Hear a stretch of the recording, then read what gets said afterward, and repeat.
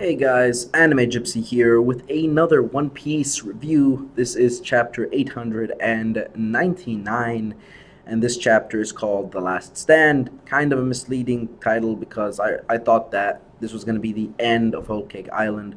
I thought this was going to be them finally escaping and getting out, but no, the struggle is still on. Chapter 900 is going to still be them escaping. So, with that being said, this chapter has 6 parts to it, 6 scenes, 6 aspects of story progression. And the first one is the title page, and we get introduced to Hyruddin's cook called Goldberg. And to be quite honest, when I think of Goldberg, I think of the wrestler Goldberg. If you haven't seen the wrestler Goldberg in action, yes, the fake WWE, that type of wrestling. If you haven't seen Goldberg in action, you're missing something. I'm just saying. Okay. Now, the second part in story progression is Big Mom and the whole concern around her with Montour and Perospero, that conversation back and forth. And that scene basically has 3 parts. The first part, we basically find out that Perospero's been immobilized. Just no. He's done. He's nerfed for the time being. Pedro did his job well. Perospero is out of the game. At this point, and I think there's a reason for that. He's being nerfed for a reason, and that reason, my perspective, is that so Capone could escape. I'm gonna get to it because Capone is in some deep doo doo right now. There is a possibility that some of the Fire Tank pirates might die because of what we just found out in terms of the Costa Nostralo, which is their ship. The Nostra Castallo, which is their ship. And basically, it's destroyed, so they don't have a vessel to leave with.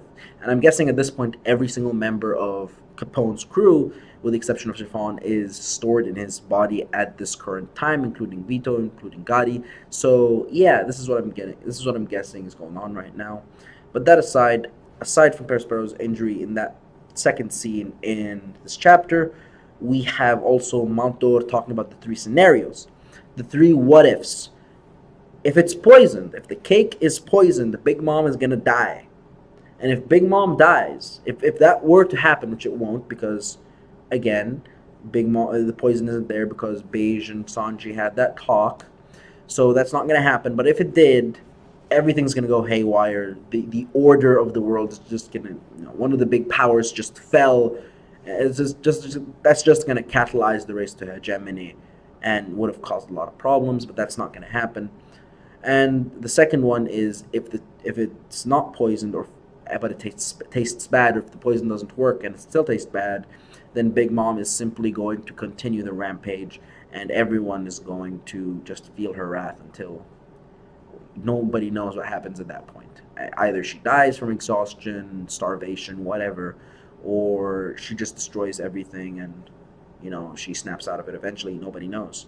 So the only real option in which the Big Mom pirates and the Totland could survive, the only option in which those 2 things could happen, is if the cake tastes good, which we know it will, because in this chapter it was confirmed Sanji is Joichiro level, confirmed. No questions asked. This is the truth that Oda is now preaching about Sanji's culinary skills. He's in an entirely different level from everyone else in One Piece. He's already the cooking king. He's the whatever the word for cooking in Japanese is, or cook. Oh, he's the cook-o of the One Piece world, basically, at this point. We haven't met a single person who could challenge Sanji in cooking. Zeph, I'm not sure if Zeph could even handle Sanji at this point, given all his training in the Kamabaka Kingdom and all the stuff he went through there, obtaining the recipes by defeating the Okama there. Now, that aside, the third aspect of story progression is basically Morgan and Stussy dipped. And that is important because Stussy dipping means that, CP0 is going to get their agent back, and she's going to still be able to collect information for the world government. And in terms of Morgan's, well, that's even a bigger deal because this means news of this event will be spread across the globe. Everyone will know that Straw Hat Luffy defeated Charlotte Katakuri, and I guarantee you that that will make Luffy's bounty rise just in an unusual way. Just it's gonna be probably like in 900 mil, 1 billion range. And when that happens, Luffy among the supernova will be the second strongest. Obviously, the first being Yonko Blackbeard, but yeah, among the supernova, Luffy would be recognized as the second strongest. And I'm not saying that solely because he has the second highest bounty in that point, because obviously what Blackbeard has a higher bounty.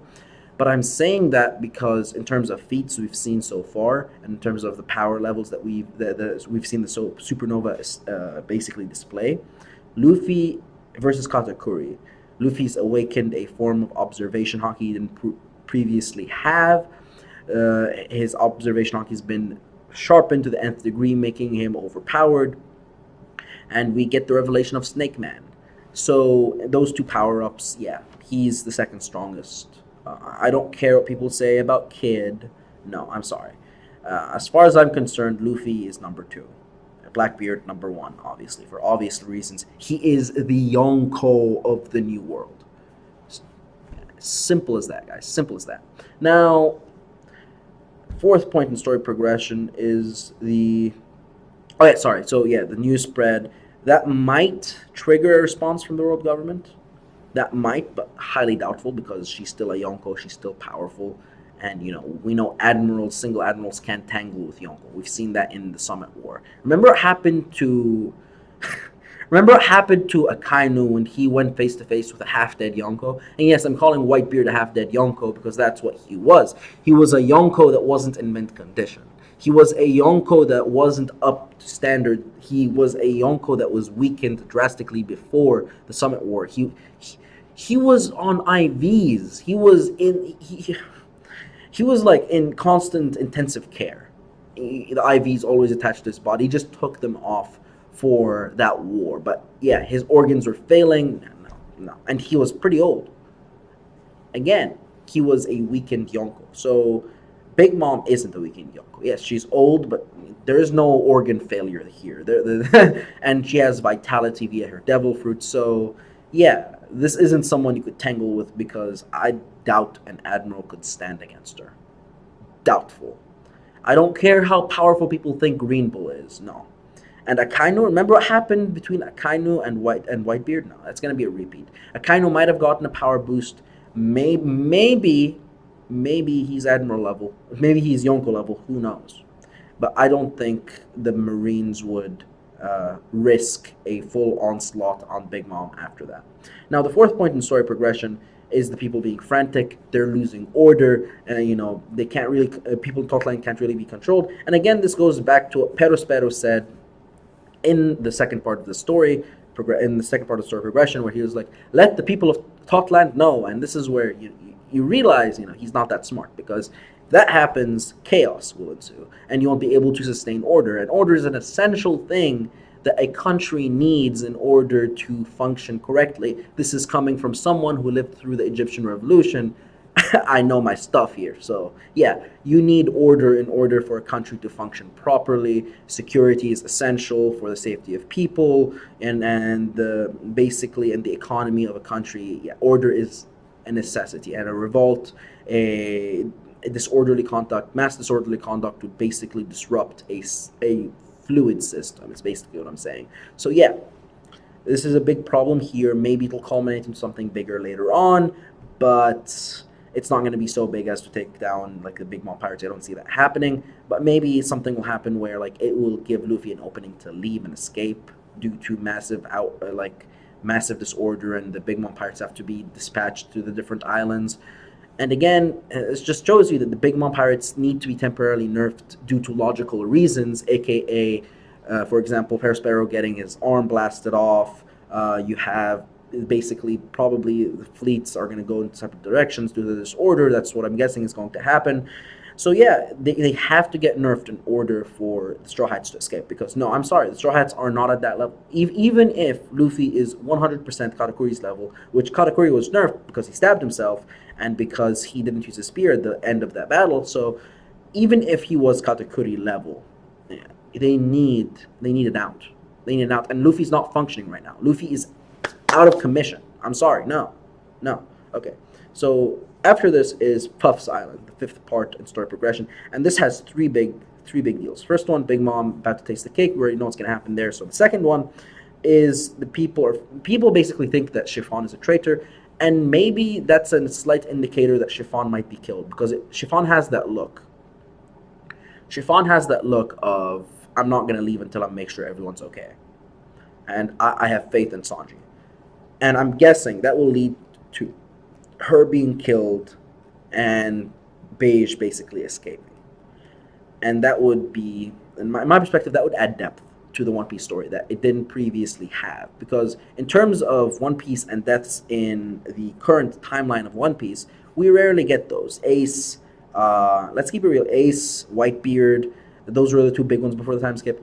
Basically, Oda's been telling us throughout the time skip, because we've seen a lot of people die after the time skip, with the exception of Dressrosa, because Dressrosa is the recruiting arc where a lot of people were recruited. But aside from that, we see a lot of people dying in the New World. We have Virgo, we have Monet, we have Gelato, we have what's his name, Gelato or Moscato, one of the two. We have you get my point. A lot of people died. Pedro. Pound. A lot of people died, and I think Oda's trying to say this is the new world. This isn't a game anymore. This is serious. This is for keeps now. And this is very dangerous territory. Right? You're in a Yonko's territory, and this is the reality of Yonko's territory. It's devastating. It's terrifying, and you should avoid it at all costs. That's what basically Oda's trying to tell us at this point. Now, again, the third thing is the Nostra Castello's destroyed. I already talked about that. So the sixth and last point in story progression is Luffy's back on the ship, and they're heading out. And this part has 6 separate parts of that scene that are important. The first one, a lot of people might disagree with this, but you see how the first person to be closest to Luffy at this point is Carrot. She's hugging him, she's rubbing, and I know people might say it's the Garuchu thing, but I think there's a little bit more here. I'm not saying Luffy's a furry. No. I'm not saying that furries, I'm sorry to disappoint furries, but that's not what I'm saying. I'm saying that this is a slight hint. This is Oda giving us like a little nudge. Hey guys, she might become Nakama. Just saying.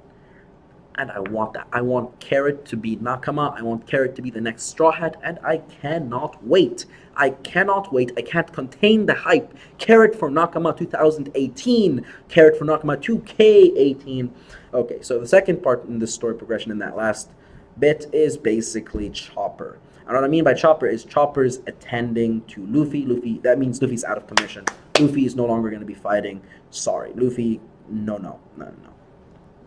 After that jab to the stomach, after that intense battle, no. Luffy's out of commission for sure. He's in no condition to fight Daifuku. He's in no condition to fight Oven. Even though Oven's just been one-shotted, he's definitely in no condition to fight Smoothie. I'm sorry, no. So yeah, Carrot and Luffy. Okay, Chopper.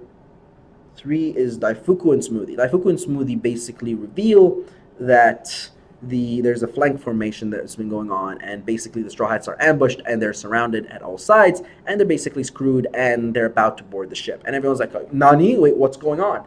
And this is when we see Vince Smoke Judge shoot the ship, and surprise, surprise, he says a bunch of mean things to Sanji, and in my perspective,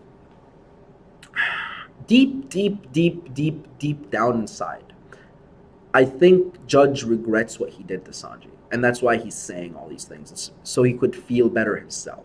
That is basically what the vibe I'm getting from Judgy right now.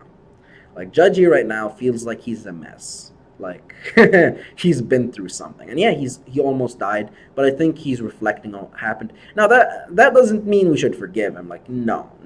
He is top 5 crappiest dads, right up there with Sasuke and Jin Freaks in anime history. Just saying. He's right up there with Sasuke and Jin Freaks in top 5 worst anime dads. Probably number 2. Number 1 is reserved for, Shao Tucker. But yeah, he's number 2 in anime's worst dads.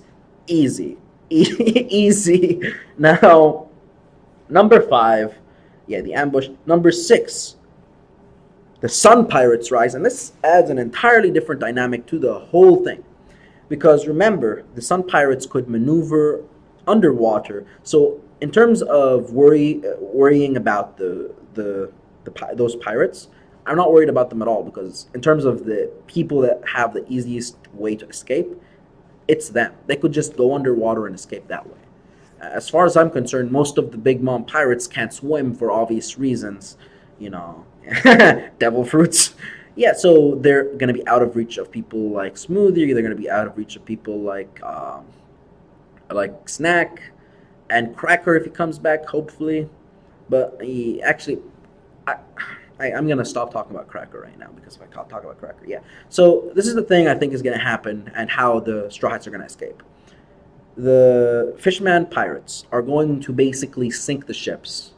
They're gonna do the whole formation thing that we've seen before.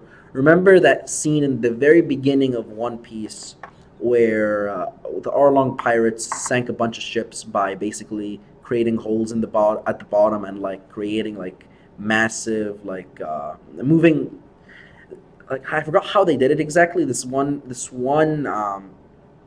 this one marine called Porridge or something like that died in the Arlong arc, where I forget what the name of that subordinate was. He moved a bunch of rocks underwater, and that created a typhoon.